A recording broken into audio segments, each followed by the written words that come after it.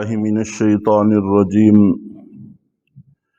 بسم اللہ الرحمن الرحیم۔ کعبہ سے متعلق یہود کا اعتراض تھا کہ یہ کعبہ ابراہیمی نہیں ہے۔ اس پر مضمون کئی درسوں پر پھیل گیا۔ آج انشاءاللہ العزیز اس کو سمیٹنے کا پروگرام ہے۔ اس کعبے میں جو اللہ رب العزت نے خصوصیات رکھی ہیں، ان میں سے سب سے پہلی فضیلت کی چیز یہ ہے کہ یہ عبادت کے لیے بنایا جانے والا سب سے پہلا گھر ہے۔ دوسری بات عرض کی تھی کہ مبارک ہے، چنانچہ اس کے مبارک ہونے کی نشانیاں، علامتیں اور دلائل میں سے ایک بات یہ بھی ہے کہ اللہ کے نبی صلی اللہ علیہ وسلم نے جس وقت ہجرت کی تو مکے سے نکلتے ہوئے، نسائی شریف میں ہے، ترمذی نے بھی اس حدیث کو حسن صحیح قرار دیا ہے، تو بازار حرورہ ایک جگہ ہے، وہاں پر کھڑے ہو کر آپ نے پورے مکے پر نظر ڈالی اور بڑی حسرت سے آپ نے ارشاد فرمایا کہ روئے زمین پر سب سے افضل جگہ مکہ ہے۔ اگر مجھے یہاں سے زبردستی نہ نکالا جاتا تو میں کبھی بھی یہاں سے نہ نکلتا۔ اس سے بھی معلوم ہوا کہ یہ بڑی مبارک اور فضیلت والی جگہ ہے۔ اور اسی طرح مکہ کے حصوں میں سے ایک مینا ہے۔ مینا کے حوالے سے بھی کچھ باتیں عرض کی تھیں۔ مینا میں آپ جانتے ہیں کہ لاکھوں کے اعتبار سے قربانیاں ہوتی ہیں، خون بھی ہوتا ہے، گوشت بھی ہوتا ہے، جانوروں کے جسم کے مختلف حصے بکھرتے ہیں۔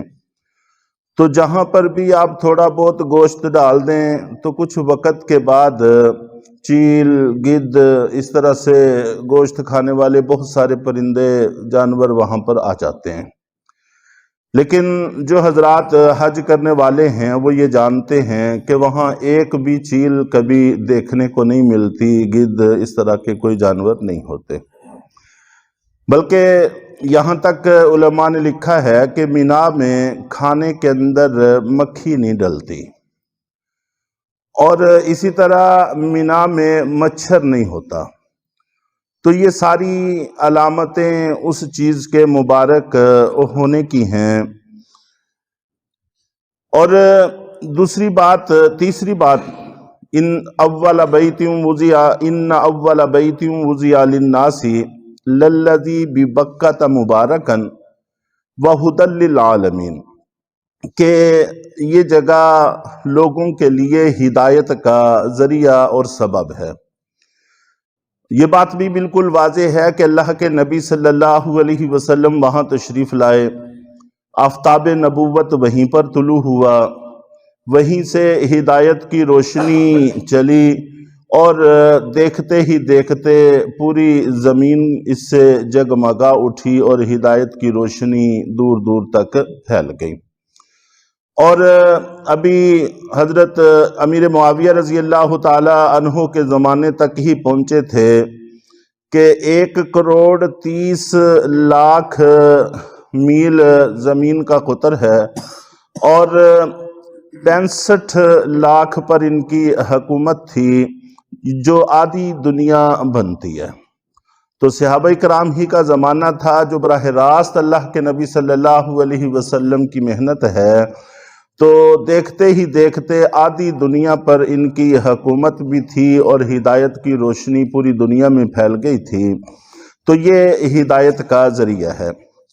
اور یہ بھی علماء نے لکھا ہے کہ عبادت کا تقاضا یہ ہے کہ معبود سامنے ہو، لیکن اللہ کی ذات اتنی بالا تر ہے کہ وہ سامنے نہیں ہو سکتی، ہم ان کو دنیا میں دیکھنے کی تاب نہیں رکھتے۔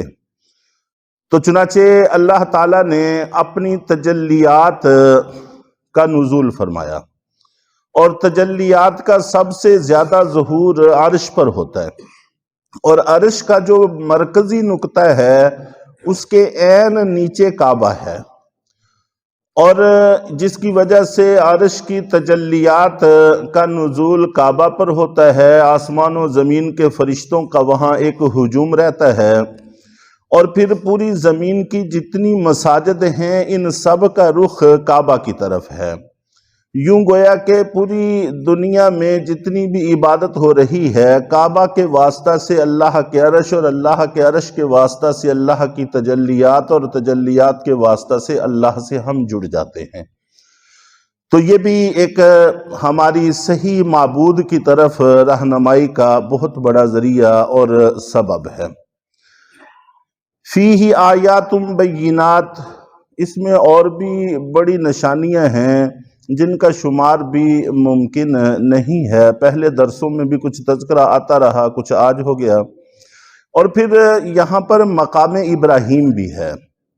اہل کتاب ان چیزوں کو کیسے فراموش کر سکتے ہیں؟ یہاں پر تو اللہ نے ابھی تک وہ پتھر محفوظ رکھا ہوا ہے جس پر کھڑے ہو کر ابراہیم علیہ السلام تعمیر کرتے تھے، اور بلکہ اس پتھر پر حضرت ابراہیم علیہ السلام کے قدموں کے نشانات اب بھی محفوظ چلے آ رہے ہیں۔ تو اتنی واضح نشانیوں کو دیکھ کر وہ کیسے انکار کر سکتے ہیں؟ پھر سعودی حکومت نے اس کے اوپر ایک شیشے کا خول چڑھا دیا ہے جو 35 لاکھ ریال کا امریکہ سے تیار کروایا گیا تھا۔ 2 تیار کروائے گئے تھے، اور یہ خاص شیشہ ہے جو موسموں کے تغیر سے متاثر نہیں ہوتا، دھوپ ہو سردی ہو اس سے اس کو کوئی فرق نہیں پڑتا۔ تو 2 خول بنوائے تھے کہ خدا نخواستہ اگر ایک متاثر ہو جائے تو دوسرا چڑھا دیا جائے۔ تو بہت بڑی لاگت کے ساتھ اس پر شیشے کا خول چڑھا کے اس کو کعبے کی مشرق کی جانب پہ وسط کر دیا گیا ہے، وہاں پر اس کی زیارت حجاج کرام کرتے ہیں۔ وَمَن دَخَلَهُ كَانَ آمِنًا، اور جو شخص بھی اس میں داخل ہوتا ہے وہ امن میں آ جاتا ہے، مامون ہو جاتا ہے۔ اس میں یہ بھی ہو سکتا ہے کہ جو بھی اس میں داخل ہوا ہدایت پانے کی غرض سے، اللہ کے سامنے جھکنے کی غرض سے، تو اللہ تعالیٰ اس کو جہنم سے محفوظ کر لیتے ہیں۔ باقی ظاہری اعتبار سے بھی اس جگہ کے مامون ہونے میں کوئی شک اور شبہ نہیں ہے کہ جب سے کعبہ بنا ہے باہر سے آ کر کسی کو اس پر حملہ کرنے کی جرت نہیں ہوئی۔ اگر کسی نے جرت کی تو اس کی گردن توڑ دی گئی اور اس کو آنے والے لوگوں کے لیے عبرت کا نشان بنا دیا گیا۔ نبی پاک صلی اللہ علیہ وسلم نے جس وقت مکہ فتح کیا تو چند گھنٹوں کے لیے آپ کے لیے یہ حرمت اٹھا دی گئی تھی، اور اس میں بھی مقصد تطہیر تھا کہ اللہ کا گھر حرم یہ پاک ہو جائے کفر سے، شرک سے۔ جتنے بھی یہاں پر برج ہیں کفر و شرک کے وہ اکھاڑ کر پھینک دیے جائیں۔ تو چند گھنٹوں کے لیے آپ نبی پاک صلی اللہ علیہ وسلم کے لیے یہ حرمت اٹھائی گئی، اور اس کے بعد پھر ہمیشہ کے لیے اس حرمت کو بحال کر دیا گیا، جس کا خود نبی پاک صلی اللہ علیہ وسلم نے بھی اظہار فرمایا۔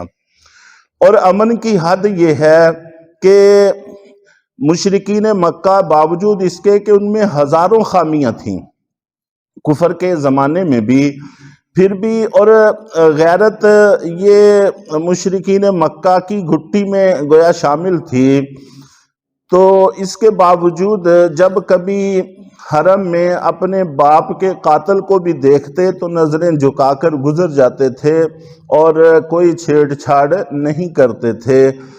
تو نہ صرف یہ کہ انسان محفوظ ہیں بلکہ وہاں جانور پرند چرند تک محفوظ ہیں۔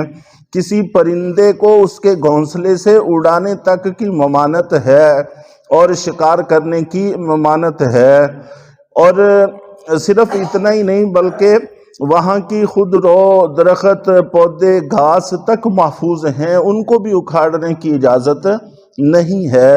یہ ایسی امن کی جگہ ہے۔ بعد میں ایک حادثہ شاید آپ حضرات نے بھی سنا ہوگا، کچھ لوگوں کے حافظوں میں محفوظ ہوگا۔ 1979 میں حادثہ پیش آیا تھا کہ ایک جعلی امام مہدی نے مہدی ہونے کا دعویٰ کیا اور باہر سے اسلحہ اندر لے جا کر حرم پر ایک تسلط جما لیا۔ حج کا زمانہ تھا تو اور میناروں پر چڑھ گئے، وہاں سے فائرنگ شروع کر دی، اور اندر والوں کو باہر جانے کی اجازت نہیں دے رہے تھے اور باہر والوں کو اندر جانے کی اجازت نہیں مل رہی تھی۔ تو اس وقت حرم کی زبردست پامالی ہوئی۔ ظاہر ہے ہر انسان کے ساتھ بشری ضرورتیں ہیں، اگر اس کو باہر نہ جانے دیا جائے تو گندگی پھیلے گی، تو یہاں تک نوبت پہنچ گئی تھی۔ اور ان کو لاکھ سمجھانے کے باوجود جب ان کو بات سمجھ میں نہیں آئی تو پھر مجبوراً ایکشن لے کر ان کا خاتمہ کرنا پڑا۔ تو بسا اوقات یہ مجبوراً حرمت کے بحال رہنے کے باوجود اندر اگر خدا نہ خواستہ کوئی ایسا دشمن تل ہی جائے کہ وہ بغیر اس کے نہ سمجھتا ہو، تو اس کی علماء اجازت دیتے ہیں۔ تو اس وقت بھی پھر ان کو وہاں سے نکالا گیا، زبردستی نکالا گیا، اور پھر ان کو ان کی سزائیں دی گئیں۔ اور اسی طرح حجاج بن یوسف نے بھی اس پر حملہ کیا، تو وہ جس نے کیا اس نے ظلم کیا، زیادتی کی، اور اللہ تعالیٰ سے اس کی سزا پائے گا یا سزا پالی، باقی ہمیشہ کے لیے یہ محفوظ ہے۔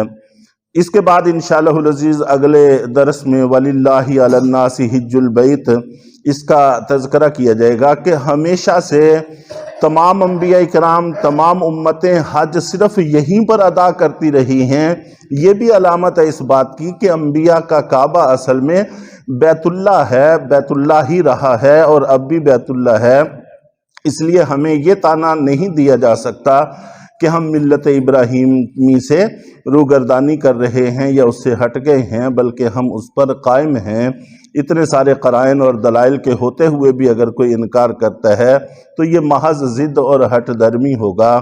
اللہ تعالی ہم سب کو اس سے وابستہ رہنے کی توفیق عطا فرمائے۔